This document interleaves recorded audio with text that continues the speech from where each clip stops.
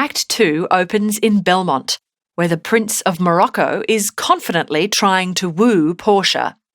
Portia assures the prince that he is as fair as any comer. This is both funny and sly, as Portia hasn't liked any of her suitors thus far, so really she doesn't like the prince either. We also find out more about the casket puzzle that Portia's father created. Any man who chooses the wrong casket not only cannot marry Portia, but also cannot marry any other lady either. The prince agrees to try his luck after dinner. Back in Venice, Shylock's servant Lancelot is debating with himself whether to continue working for Shylock or abandon his job. Lancelot chats to his father, old Gobbo. Together, they ask Bassanio to hire Lancelot. Lancelot gets the job. Hey team, just a reminder, if you like this video, please hit the subscribe button and ring the notification bell. It really helps the channel out, and our next upload could be on something taught in your next class.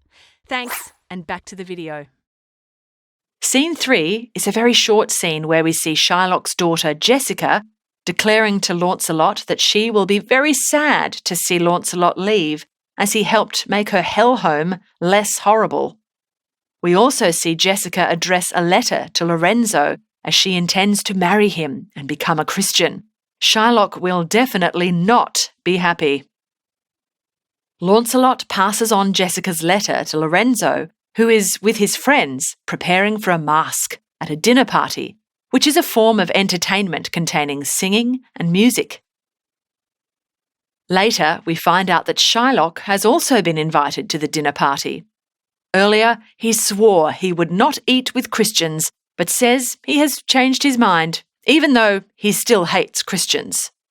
Shylock is disgusted to hear there will be a masque and commands Jessica to lock up their house and that she is not to look at or listen to all the partying. He doesn't want her to be corrupted by a Christian influence. Of course, he is completely unaware that at that very moment she is planning to elope with Lorenzo, a Christian.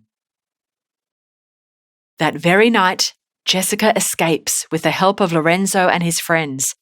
To escape, Jessica has to wear boys' clothes. She says she is ashamed to be dressing up as a boy to disguise herself, but she is not at all ashamed about stealing a casket filled with her father's money. Back in Belmont, we see Portia with the Prince of Morocco. Remember, there are 3 caskets to choose from, one of gold, one of silver, and one of dull lead.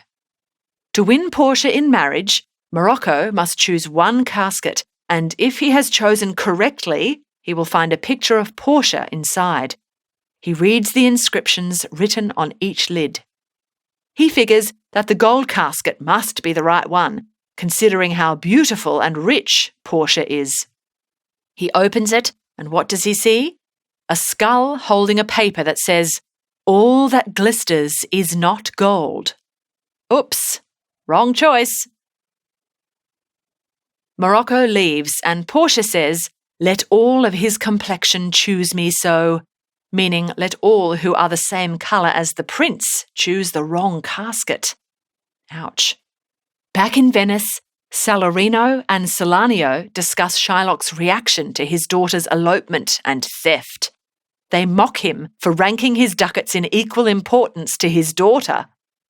We learn more about Shylock's sense of betrayal and anger against Christians, and we find out that Antonio might be in trouble as a consequence. The final scene switches back to Belmont and Portia, who has another suitor.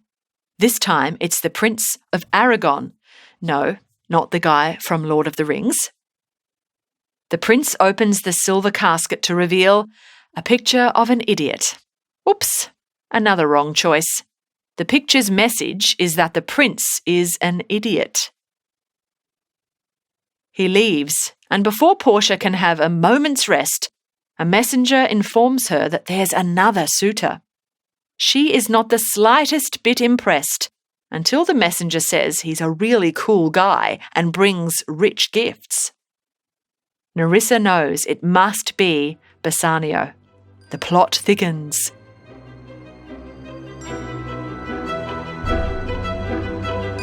We hope you enjoyed this Schooling Online production. For more easy lessons on The Merchant of Venice, check out our summary of Act 3.